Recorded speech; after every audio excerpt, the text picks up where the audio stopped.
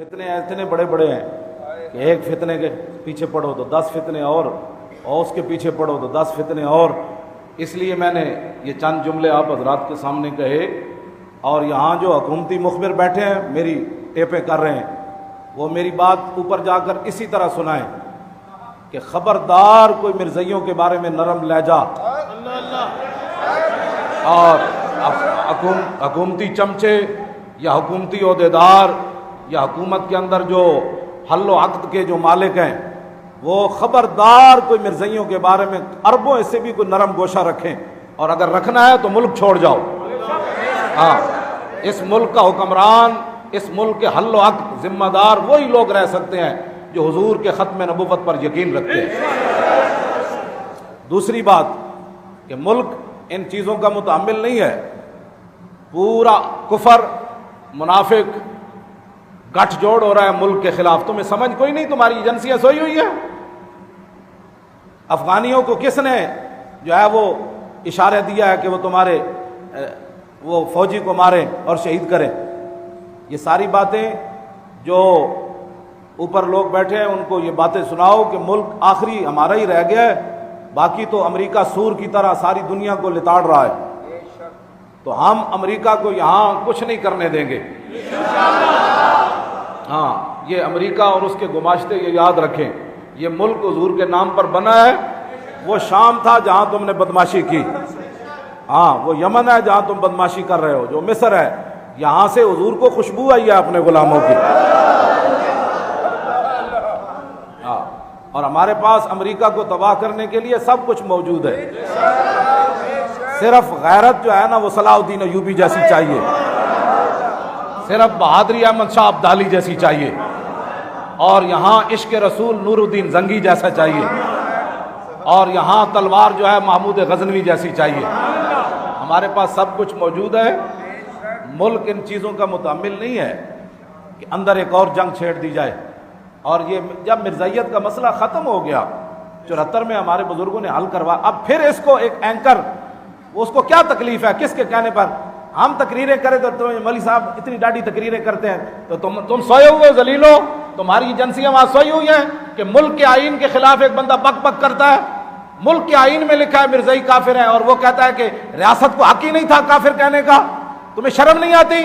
ملک کا حرام کھاتے ہو ایجنسیاں ساری. صرف ہمارے مسجدوں کی سپیکر اتارنے کے تم بہادر ہو, علماء کی تقریریں بند کرانے کے لیے تمہاری ایجنسیاں حرکت میں ہیں.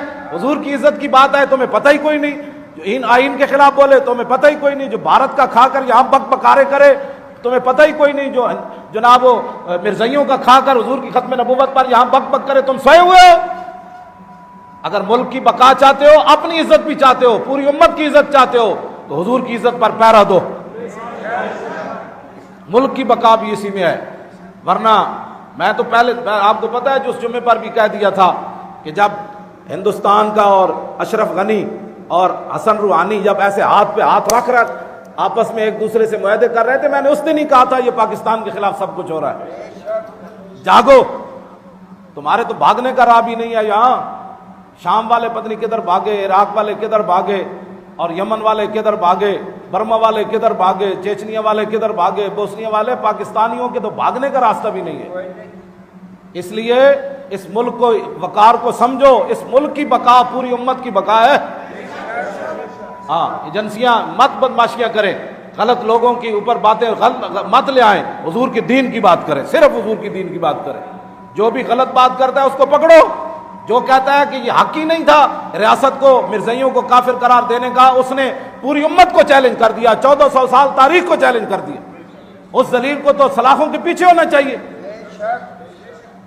اس واسطے ہم ہیں ان لوگوں میں سے جن کے بزرگوں نے پاکستان بنایا, تو محافظ بھی ہم ہی ہیں. کوئی بھی یہاں غلط بات ہوگی ہم چپ نہیں رہ سکتے.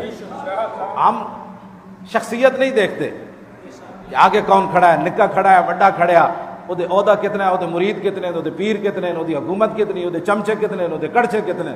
ہم نے ہمیشہ ایک بات دیکھ کر بات کی, وہ در رسول کی خاک ہے. بس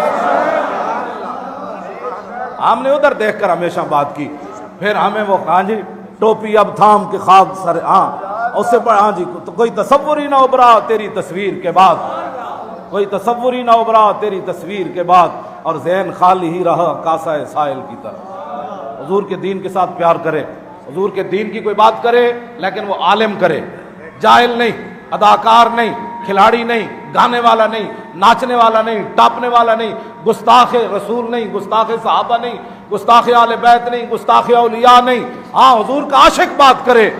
امام احمد رضا بریلوی جا تو پھر کہا جی اور سناؤ جی، اور سناؤ جی، کیا بات ہے جناب، رخ دن ہے یا میرے سما یہ بھی نہیں وہ بھی نہیں، شب زلف یا مشک خطا یہ بھی نہیں وہ بھی نہیں، خورشید تھا کس زور پر کیا بڑھ کے چمکا تھا کمر، بے پردہ جب وہ رخ ہوا یہ بھی نہیں وہ بھی نہیں، رہے گا یوں ہی ان کا بڑے خاک ہو جائے۔